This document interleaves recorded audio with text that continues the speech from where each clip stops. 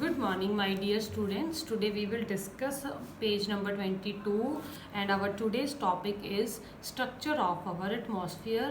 बेटे हम डिस्कस करेंगे structure of atmosphere क्या है, how the structure is formed in our atmosphere. It has major 5 layers. It is divided into major 5 layers.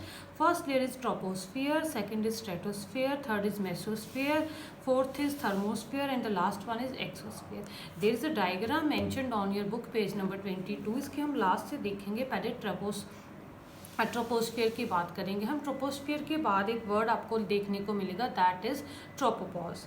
Second is stratosphere है, इसके बाद stratopause है. बेटे पॉज का मतलब जैसे आप सबको पता है किसी चीज़ का रुक जाना. तो पॉज क्यों लगाया गया है एक लेयर के बाद, सो दैट इस जगह पे आके ये वाली लेयर है जो वो ख़त्म हो जाती है and the second layer has started. अब हम फर्स्ट लेयर की बात करेंगे, दैट इज ट्रोपोस्फियर. ट्रोपोस्फियर क्या है? This is the most important layer of our atmosphere. हमारे एटमॉस्फेयर की सबसे ज़्यादा इम्पॉर्टेंट लेयर है, फर्स्ट लेयर है, जिसकी एवरेज हाइट कितनी है? 13 किलोमीटर्स. 13 किलोमीटर्स की हाइट तक आज से लेके ये वाली हमें लेयर है जो हमें एटमॉस्फेयर में मिलेगी.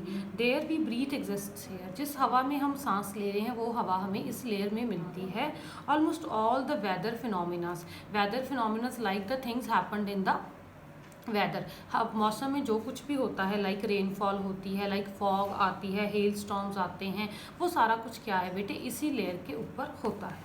Second is stratosphere. स्ट्रेटोस्फियर क्या है? Above the troposphere. ट्रोपोस्फियर के ऊपर हमें सेकेंड लेयर देखने को मिलती है जिसको हम क्या बोलते हैं? स्ट्रेटोस्फियर बोलते हैं, जिसकी जो हाइट है दैट इज़ 50 किलोमीटर्स. उसकी हमें हाइट मिलती है. This layer is almost free from the clouds. हमें ये क्लाउड्स फ्री लेयर है, इसके ऊपर हमें कोई क्लाउड नहीं मिलता. And associated weather phenomena. इसके ऊपर आपको वेदर फिनोमिना मिल सकता है, like weather changes can be happen on this layer, making conditions most ideal for flying aeroplanes. ये वाली लेयर है जो हमें वो एरोप्लेन फ्लाई करने में ज़्यादा काम आती है. इस जगह के ऊपर इस लेयर में हमें जो हम स्काई में एरोप्लेन्स देखते हैं वो इस लेयर में होते हैं. One important feature of the stratosphere is that it contains a layer of ozone gas. इस जगह के ऊपर इस लेयर में हमें ओजोन गैस मिलती है that protects us from the direct sun rays. वो हमें डायरेक्ट सन रेज जो हमारे ऊपर आती हैं अर्थ के ऊपर, उनसे हमें बचाती है. Third is mesosphere. मेसोस्फीयर क्या है बेटे? This is the third important layer of our atmosphere, जिसकी आपको हाइट कितनी मिलेगी? 80 किलोमीटर्स तक मिलेगी. एंड मेटेओर्स होते हैं जो वो क्या होते हैं? दे burn up in this layer entering from the space. Space से आने वाले मेटेओर्स लाइक टाइप ऑफ रॉक्स हैं जो वो इस जगह के ऊपर आके बर्न अप हो जाते हैं बिकॉज ऑफ द टेम्परेचर.